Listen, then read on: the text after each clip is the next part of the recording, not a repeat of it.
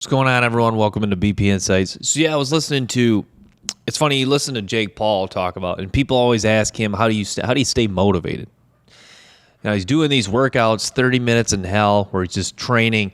It's 30 minutes nonstop. He's doing pull-ups without any. He does pull-ups, ropes, goes to punches, power cleans. Squats. He does 30 minutes straight of doing an exercise for 30 seconds straight of an exercise. He does that for 30 minutes just on a loop. And I'm thinking just like, that's some savage stuff. But kind of back to the point at hand is, people ask him how he stays motivated, and he simply just says he's not. I think where I'm going with this is people think that just motivation is just like a magic. You either just are magically motivated. Like I think the most successful people, like you look at Tom Brady, I think people just think that Tom Brady came out the wound motivated to be great every single day. It's not really. He's had to build discipline. He needed some help from external factors, some external things to happen in his life. Not being kind of the underdog in high school, not being the guy that Michigan favored to play quarterback. So he needed some kind of external factors to happen for him to really build that momentum and discipline. But for the most part, he just had he found tricks in his mind to build that discipline. And he wasn't, I guess I can't speak for him, but based on, guys that have been great, they've just found that discipline, and they found kind of things they found kind of tricks in their brain to stay motivated.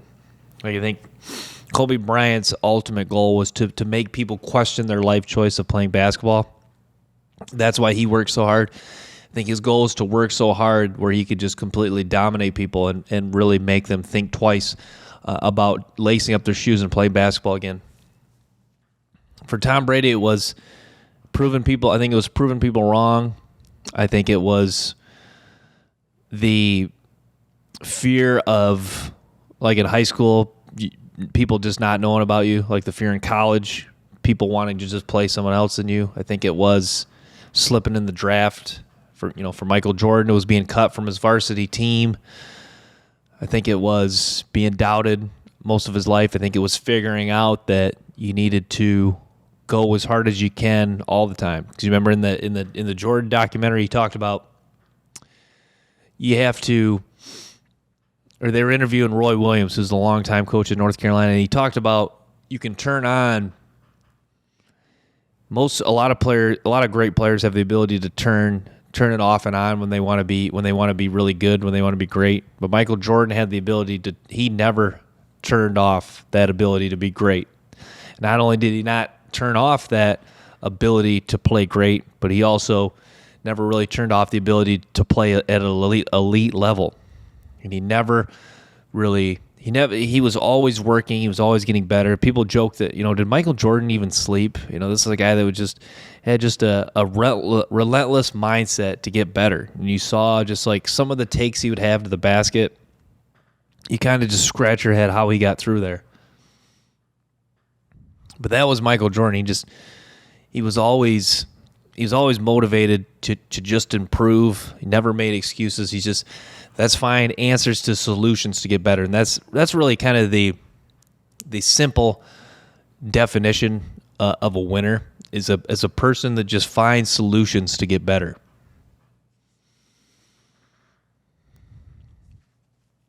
I think the problem with a lot of people that are quote unquote losers, I guess, just kind of failing perpetually each day, whether that's just to not post on YouTube, whether that's to not make money, whether that's to not hit the gym, whether that's to not eat healthy. I think whether that's to not approach that attractive girl. I think why they're failing each day is because there's always an excuse.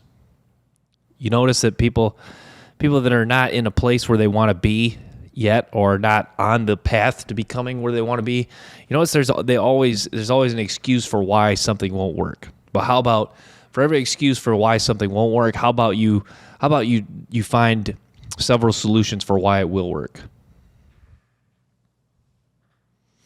But yeah, that's the thing. I think motivation. It's kind of almost depressing when you think about how much motivation has been pushed. Like I just don't. Like, that's the thing a lot of guys talk about. Andrew Tate and a lot of people talk about. You can listen to a motivation speech and be fired up for maybe a few hours, maybe a day, maybe 2 days. But after that, it just kind of wears off, and you're kind of just back to, you're kind of just scratching your head and looking for fuel to the fire. That's the thing, I think. And that's the thing. I even tried to, you listen to a motivational video, and you do get fired up for maybe a few hours a day. Then you watch that video again, and you can't get the same fire from that. That's really kind of the belief that really made me believe that everyone preaching discipline is real, not motivation. That really made me believe how important discipline was. Because it's like me talking about the gym. There's days where I'm just like, not only do I not want to do it, you almost show up and you're angry. You're just like, I think what's tough about the gym some days is there's days where, you're halfway or almost done with the workout and you're feeling really good. You feel like you could go forever. I think a lot of times when you get to the gym, you're thinking like, man, it could be a half hour, an hour before I'm really into my workout feeling it. Like, that getting into the workout and feeling better and better is just, sometimes that is the toughest part of the workout. That can be really a grind. That can really take a toll on you mentally. I think that's because I know the expression, sometimes the first few steps are the hardest. I think for me, sometimes the beginning of the workout is the hardest. I don't think it's not always for me getting started. It's more so the kind of battling the urge to not necessarily quit, but battling the urge to kind of get into a flow of the workout and start to really push myself and get things done and not really drag the workout on. Because I found that sometimes I get anxious when when I'm still on like the first couple different exercises, like I'm not getting close to done. Like I'm getting anxious. Like this is taking a long time and I'm not pushing myself. So I think the key is to get 2 exercises done and do them hard, endure the pain, and just go as hard as you can through those first 2 exercises. And like, even if you're feeling crappy, you'll feel at least some sort of a relief that you got those first 2 exercises done. So that's what I've tend to notice really helps me is go hard for those first 2, break the sweat, get through some pain, get through the urge to really want to quit. If you can do that, those first 2 exercises, whether it's 3 sets of 12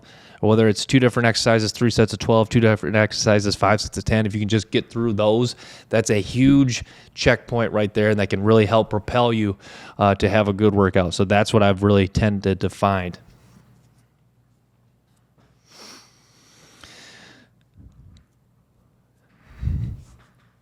So I've kind of shifted, you notice the last few videos, I've kind of shifted away from talking about dating, but I think it's kind of fun to talk about. So I guess we'll kind of shift back to not really dating. We'll talk about the approach. So, there's not really a lot more I need to say. If you follow me on TikTok, I talk a lot more about the approach and dating. But I think that, the main thing is just, I think the main thing is you got to approach. If she's interested, if you can sense, you got to just be able to read if she's interested right away, and if she is, get the number, and then just some guys don't recommend trying to set up the date right away. I think you should, to be honest, because if there's hesitancy to set up the date right when you text her shortly after getting the number, then how interested can she be? Now because that's the thing. Some girls, you'll get the number and they're kind of 50-50, and you text them maybe for like a few hours a day, and you can texting most of the time doesn't raise interest. I think that's where guys get it twisted, but sometimes it kind of can give you like a little bit of extra boost that you need to go on the date.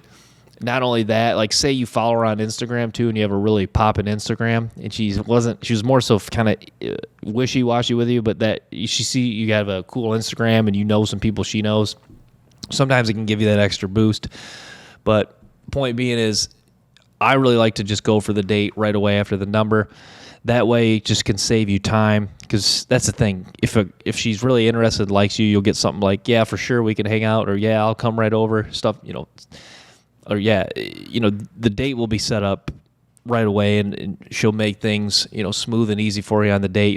You'll go out, and it'll be a good vibe. So that's the thing. Go for the bottom line is, you always want things to be proceeding and moving forward, because girls, like if you're kind of going slow, the girls really kind of question how confident you are. But if you're a guy who goes up, flirts a little bit, gets the flirts, tease a little bit, gets the number, you go on the date, have a good time on the date, and things are kind of moving forward, and she doesn't really have to think too much whether she likes you. Obviously she likes you somewhat, or likes you and is interested somewhat if you go on the date and you guys kiss or whatever. But if you're confident moving things forward, then she doesn't really question anything about you. So that's the thing. A lot of guys I think, like I used to be like this, a lot of guys will think, ooh, that approach is tough. I got her number. Should I text her now? Let me wait a day. And then you wait a day, and you kind of turn it into like a whole mental game that you kind of turn it into, what is the term? Mental gymnastics, and you kind of make it a lot more. And then she doesn't even seem that interested, but you don't have enough experience with women to understand what non-interest looks like. So then you keep trying to text her even when she's not interested. You get asked to hang out multiple times, and then you think about it, and you've wasted like a day or a week. So point being is, you want things to move quickly. You want to test for interest immediately. You don't want to drag things out.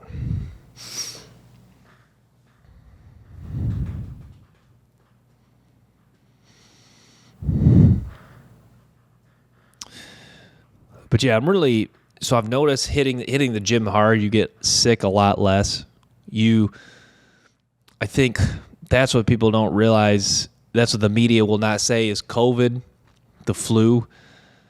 These are viruses that, like, it's one thing I didn't really think of for a long time, but bodybuilders, people that are strong in shape, they just don't get sick very much. And even if they do, it's like for a day. You ever wonder that? Like, the media will never say that, but some of the biggest, strongest guys in the gym, I'd be curious to ask them, but I think I'd already know the answer. How often do they get sick? Probably almost never. Because that's the thing. The guys have made a video how to, like, if you get really sick, how to get gains back. But I think there's not a lot of videos about that for a reason. I think just because it's so rare. Like Ronnie Coleman talked about how he never gets sick. Joe Rogan doesn't get sick a whole lot. Guys that really... And even when Rogan did, he said it was because he was out late one night drinking. So that's what I've tended to notice. Guys that are in really good shape, really strong, they don't get sick. And I've noticed since I've been hitting the gym now for 2 years, but in the last 6 months, a year, where I've been really hitting it hard every day, going heavy on weights, I noticed I just never get sick. Like the other day, I was starting to feel a little sick, starting to get like some aches, chills, but then I just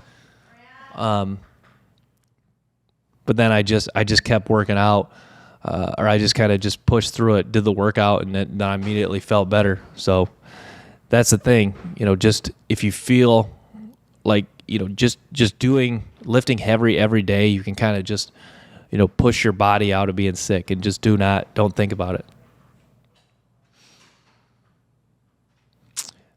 But yeah, so being in great shape, pushing yourself through things, or being in great shape, illnesses just do not want to stick with you.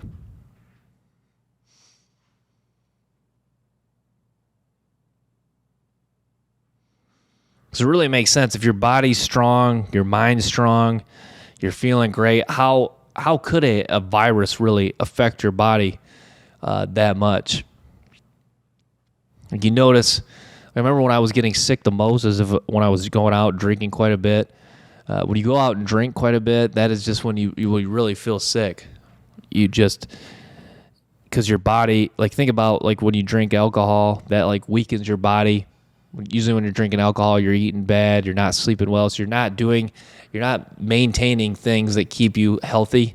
And alcohol can kind of affects muscle growth a little bit too, so your muscles aren't getting stronger. So if you think about it, with all the negative, or all the things going wrong when you're drinking alcohol, it really makes sense why you tend to get sick more often.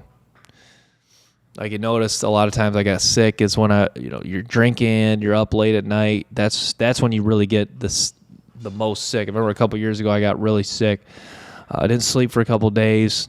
Was drinking, not eating the best, and you notice you feel really That's how you can get a severe. So I got a severe case of either COVID or the flu, just because my body was not strong at that point in time. My body was really reeling. At that point. My body was. I was getting stronger in the gym, but I wasn't really in as great a shape as now, and I wasn't as strong as now. So yeah, that really took a toll on my body overall.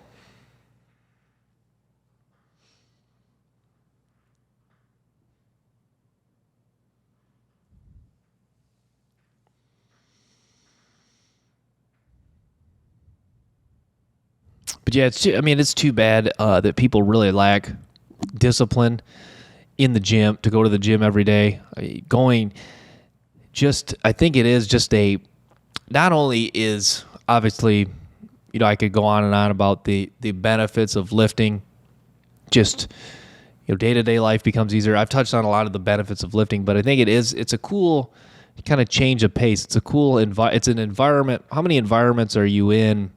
I wasn't in a lot of environments around a lot of people that were quote unquote healthy for you. Because you think about it, like oftentimes when you're in an environment with a lot of other people, it's not always the most healthy environment. Like sometimes you're out to eat and you can just eat a bunch of bad food, or you're at the bar and you can just binge drink a bunch of alcohol, bar where there's a lot of people, or you can be at a fair where there's a bunch of people and you eat a bunch of cotton candy. A lot of environments where you're around a lot of other people, socializing is good, but the gym's one environment where you're around a bunch of other people who are more oftentimes making healthy choices. They're drinking enough water. They're eating good foods. They're adding protein to their diet. They are, happy, upbeat. They're doing something that de-stresses them from a long day. I noticed I was talking to one guy I see at the gym, and he was coming in from work, and he's like, "Yes, are you fresh out of work?" I'm like, "Yeah." And I think we both instantly, there was kind of both that feeling of, work was a long day at work. Especially a summer ago when I was working for a fertilizer company. There's that feeling of a long day at work, and you're going to be challenged once again in their gym, but at least you're in an environment that, it's a healthy, environment. It's an environment that's going to challenge you. So I think that's really good.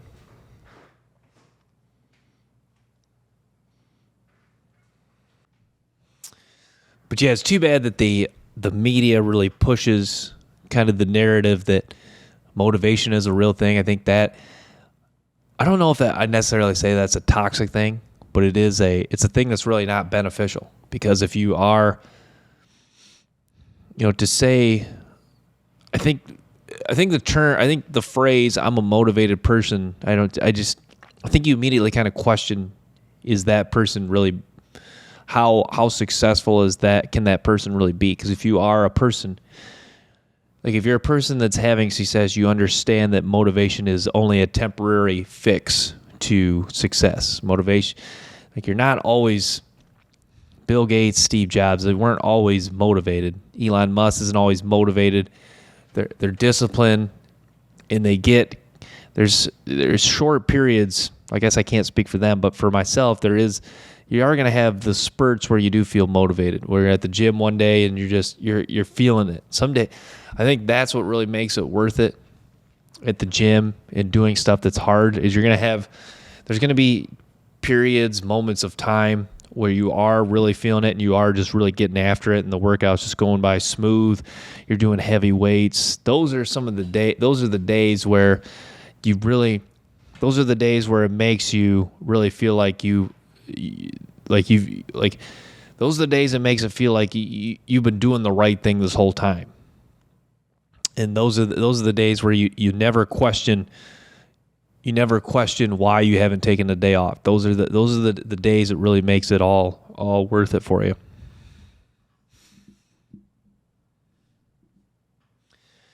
But yeah, I've touched on like the last episode. I think joining a gym's key. I think there's a lot of good that can come out of joining a gym. Some people I think do prefer the at-home workout, but I think it's kind of one of those things where do you actually prefer, I think you kind of question, do you actually prefer to work out at home, or do you want to just work out at home because you can be a little bit more lazy and you have an easier time you can distract your brain a little bit more. I think that's the problem when I work out at home sometimes is not that I don't always do a hard enough workout. It's easier, like distraction. When you're at home, your brain, there's distractions. The TV can go on. You're obviously around your phone at the gym, but you can just start, the couches by you. There's just more distractions at home, things that can really kind of take your attention off of the workout when you're at home, as opposed to the gym. There's no couch. There's TVs on, but you can't control the channel, so you can't change the channel. That's the thing. I think why the gym's so big is the gym just, when you're like Andrew Tate talks about, you're the sum of the people you spend your most time with. If you're at the gym frequently, you're spending more of your time around people who are in great shape. And so when you're at the gym most of your time, you're around people who are in great shape, you're just, by de facto going to get in shape. It's like our RSD Tyler talked about, Owen Cook talked about how going to the nightclubs where it was really classy and people dressed very well was like the best thing that happened to him. Well, not the best thing that happened to him, but it was kind of a demonstration about how when you're around people who do a certain thing, you tend to just start to pick up those habits. Like if you're going to bars and clubs frequently in Los Angeles or New York where people dress well, you're just going to naturally start to dress well. It's like how I noticed, my roommates were living with me. I ate pretty healthy. This is back before I did full steak and eggs and a little bit of fruit diet. I noticed that my roommates would see me eating healthy, and they started to buy healthier groceries just because they would see me. And then, vice versa. Sometimes you pick up habits. Not only do you teach, can you show people other good habits, you can pick up other good habits from your roommates. Like I picked, my roommates were, going to work every day like they should. And so you think, if my roommates are going to work grinding, then you got to go to work and grind too. If your roommates are, meeting people, having a good time, then you got to go out, meet people, have a good time too. If they're networking, you got to network too. It's like my roommates in college too. If they're getting their homework done, going to class, you got to get your homework done and go to class too. You just naturally pick up. That was a good thing in college, and you just naturally pick up. I think, obviously, you can pick up bad habits too, but I think living with people who are doing things, you pick up good habits. You pick up those good habits from them. I was going to the gym too, so I got them to go to the gym with me, too. So being around people that are doing good things, you just tend to do those good things. It's like Andrew Tate talks about living with his brother and his cousin. If they're doing 10,000 push-ups, is he going to be the only guy to not do 10,000 push-ups? That's the thing. When you're around people that are getting after it, you really you're going to feel really bad if you're not getting after it as well. So that's just how important it is to really get after it. Stay motivated, do the good things that others around you are doing so you feel good. It's just a good cycle to be in when you're around others who are having success, doing well. It's just good habits to be in. But yeah, I wanted to touch on this. I think being on Instagram, TikTok, I think can be extremely dangerous. I think even being on YouTube, especially Instagram, because I noticed that some guys will just look at pictures of, Instagram models and girls on Instagram. I think that is so dangerous because I think that just, it gives you like these dopamine, testosterone hits, and then you just crash afterwards.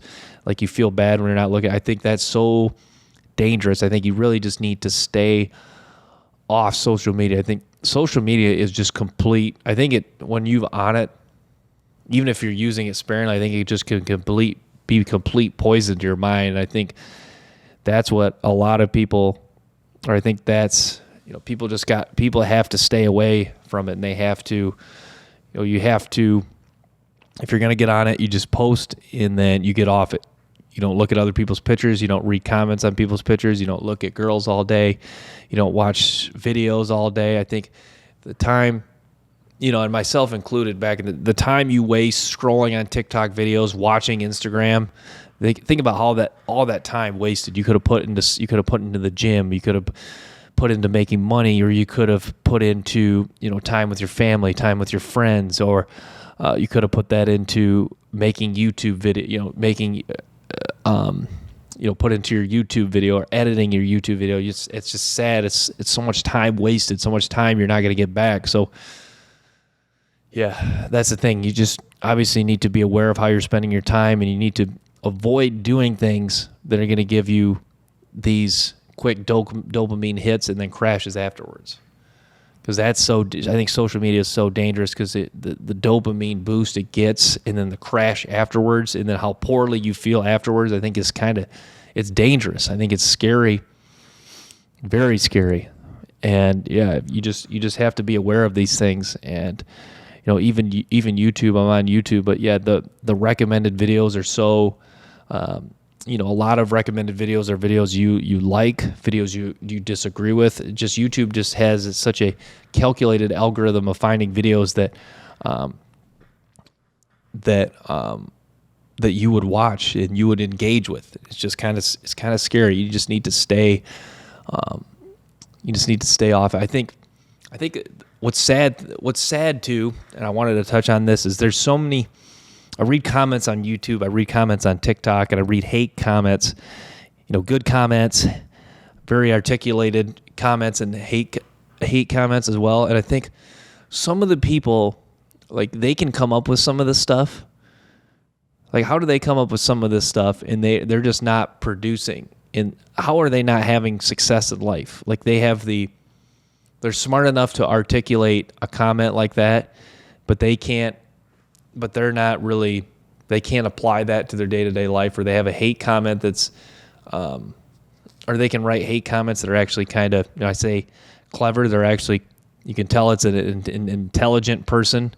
You have to be somewhat intelligent to write a, carefully crafted hate comment. You're not, obviously, a stupid person can write "you suck" or something, but if you write something like, I don't know, I guess, that doesn't make sense that a hate comment can be carefully crafted, but I guess the point I'm trying to make is there's people that can comment stuff and it's pretty clever. And I'm thinking, like, as smart as you are, if you just apply, I know not everyone is ready to go out and put themselves out there, produce content, but if you could just apply that knowledge that you have, like the well thought out comment or the high IQ comment you posted, if you could just apply that to, a YouTube channel, or you could apply that to, a job, or you could apply that to a business idea. I guess the point I'm trying to make is there's so many smart people out there. There's so many people that have ideas. They're not applying those ideas to the real world. They're not using their knowledge they have to the real world. They're not making the most. I guess they're not reaching their potential with the knowledge they have, with the life experience they have. I think that's what's disappointing too. And I think that's why I think I'm a believer in starting a podcast, because I think everyone has information, everyone has experience. Says everyone has information, experience, and that they've learned and they've acquired, and that they could tell people, that people would resonate with people. People could learn things. I think that's what's a little disappointing, is how many people just are wasting their time watching Netflix when you should. I think you can talk about I just work a pretty normal job at a retail store, but I kind of enjoy it just because I kind of like all the different interactions with people. You kind of start to get an understanding of people. The number one understanding is, most people are not that nice, and I kind of, deep down, I actually respect that people aren't really that nice, because you don't want to go through life being a pushover. I think a lot of people learn. It took me a while to learn. I think a lot of people learn that you can't be too nice, because a lot of people can sense that, take advantage of it. But that's one thing I've learned, that you can't be too nice. A lot of people will certainly try to take advantage of you. I've learned that, you're going to talk to smart people, dumb people, funny people. And I think Andrew Tate talks about it. I think he makes the best point. You can learn. I think there's something to learn from every person. And that's what's cool about my coworkers. It's a lot of different people from different backgrounds, from different ethnicities. I think that's what's really cool, is we can all learn and share ideas. I think one of the biggest problems I think a lot of people have is only surrounding themselves with like-minded people. I think you ever notice, and I was kind of starting to get thoughts of this too, and I think it's kind of a toxic way to think. I've noticed a lot of people just have friend groups with people that think like them. They have the same political views. They watch the same shows. They listen to the same music, which I think is good to a certain extent. But I think one of the best things that I've done in my life, and I remember in high school I was like that a little bit too. I try to talk to different people. In my high school, I think it was good. There wasn't really necessarily a bunch of, there's kind of cliques and different groups. But I think my high school, I think a lot of people did talk to people. I think a lot of people were social with other people. I don't think people would just stick to one clique. So I think that was what's good about my high school. But I'd say that I think it's important, like I did a little bit, to hang out with different people. One night you go to, a movie with, people that, are some people in your science class that, you're friends with. Maybe you don't play the same sports with. I remember going to Applebee's sometimes with people that not necessarily played sports with, but I was cool with. You had a couple classes with. I think that's what's really important too, is to hang out with people you like. You have some, maybe not a lot of things in common, but you have some things in common, so you can kind of learn to what it's like to interact and be positive and share good energy with different groups of people. So I think that's what's really interesting too. But yeah, I think that's what the problem with a lot of movies are. I think a lot of movies just portray that high school, and mostly high school people only talk to their cliques. Like if you're on if you're on the lacrosse team, you only talk to people on the lacrosse team. Or if you're in theater, you only talk to people in the theater group. So I think that's kind of the negative affiliated with those type of movies. But I think that is kind of the negative in real life. People just spend too much time with people who are like-minded. Like, think about how many people you see. Think about, there's people that they only spend time, they really only hang out with like their friends, and that's about it. They don't spend time hanging out with, I guess that's the case for a lot of people, but how many times do people try to hang out with people who, maybe they're just they're more so on the acquaintance side with, how often do people do that?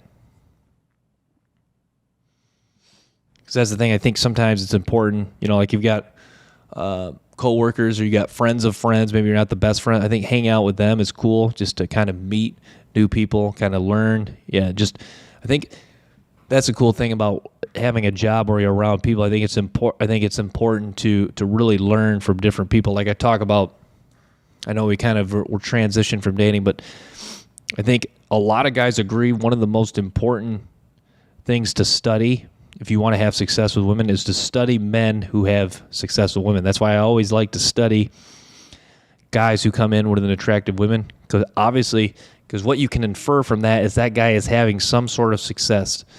Because think about it, why would an attractive woman has multiple things? She's got, she has number one, value because she's a woman, and number two, she has not just value, but a lot of choices to choose from. So that guy obviously is doing something right, whether it's financially, whether it's fitness, whether it's status, whether it's charisma, whether he's funny.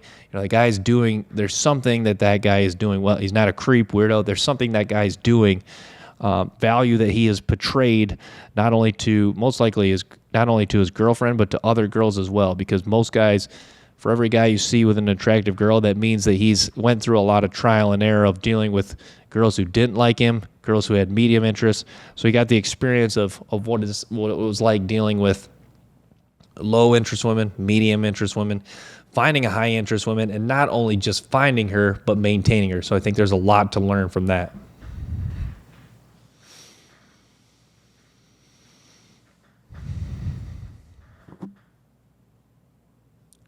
But yeah, I mean, it is cool to have a job where you're around people all day. You see a lot of I think it's a good thing that I worked a retail store in a part of an area where there's a lot of crime, so I can understand how many evil, bad people there are in the world. There's a lot of, I think, obviously you don't want to fixate on the bad things going on in the world, but I think it is important to understand that there is a lot of just pure evil. There's bad people. And it's kind of an argument, are people born bad, or are they just become bad people? I think that's an interesting question. I think it's a thought that people go back and forth with. I think people talk about a lot of how you're raised plays in a role. So I guess nature versus nurture, a lot of nurture. I've tended to be on the more the side of nurture. I think nature plays a factor, but I think, I would tend to be on the side of nurture. I think nurture plays a huge role.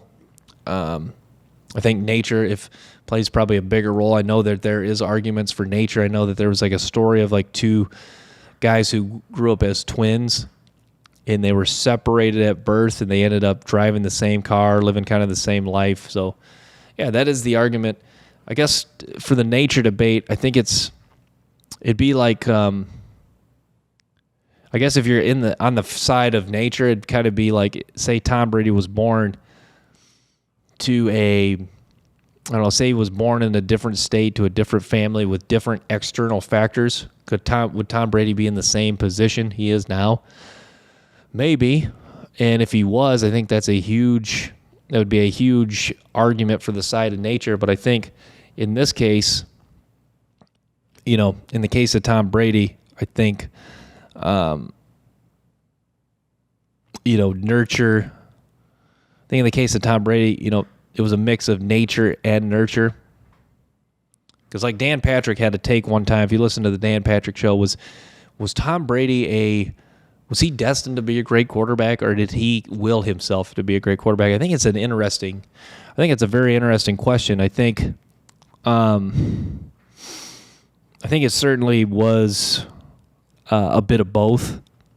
But I think the one thing that Tom Brady had that I think people are missing for the most part, I think he just had a belief. I think he had a belief that he could be great. I don't know when that belief occurred. I think that's that'd be a question. I know he's on the Patrick Bet-David podcast. I think that'd be a question that you could ask. You'd have to ask him to really understand the answer. But I think he had a belief. I assume probably at an early age that he could be a great quarterback. I don't know what kind of triggered and inspired that belief. I think that'd be an interesting question. But yeah, I think there was a belief early on that he could be great. And I think it's interesting whether it's Tom Brady, whether it's Tiger Woods. I think when did it really click for them to be that they knew they could be great? Tiger Woods, I mean, he was swinging a golf club before he was old enough to really have memories of him swinging a golf club at 2 years old. So, yeah, that's the thing. I think talk nature versus nurture. I think Tiger Woods was destined to be a great golfer. I mean, a lot of that you can contribute to his dad. So I guess you could say that's an ultimate mix of nature versus nurture. So I guess in the case of those two guys, Tom Brady and Tiger Woods. I think it was just a strong mix of both. But I guess in the case of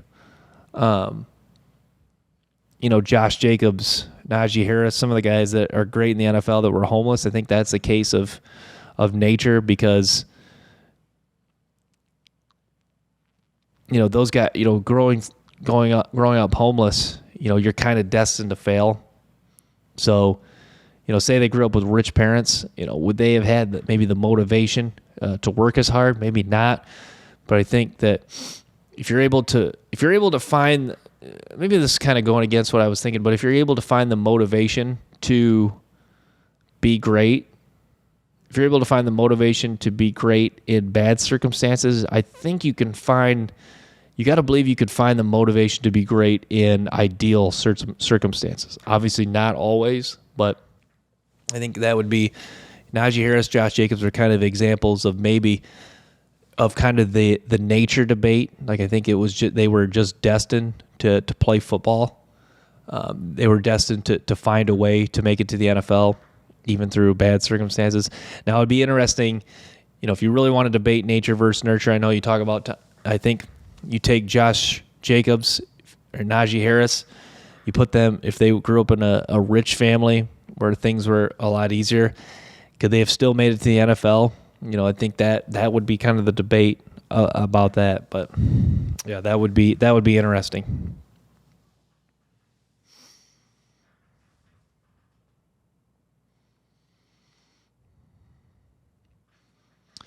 But yeah, I think, even the gym, you talk about distractions in the gym. I think even the gym can be distracting. There's, I notice that when I work out, like days I have to work, I'm kind of dreading work a little bit too. So there's part of me in my brain that's like, maybe I shouldn't go too hard because I don't want to be too tired for work. I think there's that kind of distraction. I think there's a distraction of, when there's a football game on that day. If it's a game day, people are talking about, the local college game that's on. So there's kind of that distraction. If it's a Friday night, you hear people talking about their weekend plans and stuff like that. So there's that distraction. So yeah, there's always kind of that, other women in the gym, women dressed, in their outfit. There's always kind of different distractions in the gym that can always kind of hinder you from having a great workout. You just always have to do what you can to try to push through and be great.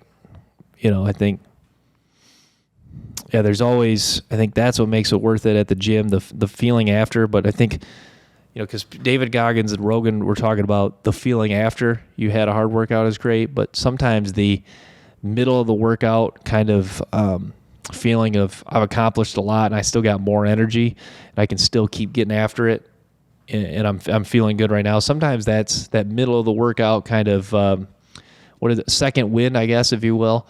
Sometimes that really feels great as well too. But yeah, I'm going to wrap with that, guys. Thanks for tuning in to BP Insights. Stay tuned for more episodes and clips from the show. Till next time, peace.